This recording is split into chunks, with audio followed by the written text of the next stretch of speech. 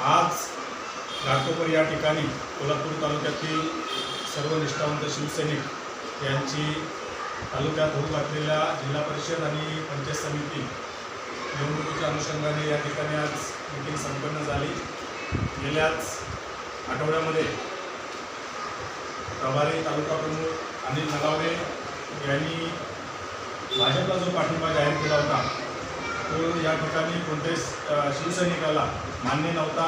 आज या ठिकाणी मीटिंगमध्ये सर्वांनी चर्चा करून भाजपला दिलेल्या पाठिंब्याचा या ठिकाणी सर्वांनी निषेध व्यक्त केलेला आहे आणि या निवडणुकीमध्ये भाजपला किंवा शिंदे गटाला किंवा कोणत्याही पक्षाला आमच्या शिवसेना उद्धव बाळासाहेब ठाकरे पक्षाचा पाठिंबा कोणाचा या ठिकाणी नाही आहे असं या ठिकाणी सर्वानुमते या ठिकाणी आम्ही जाहीर करतो।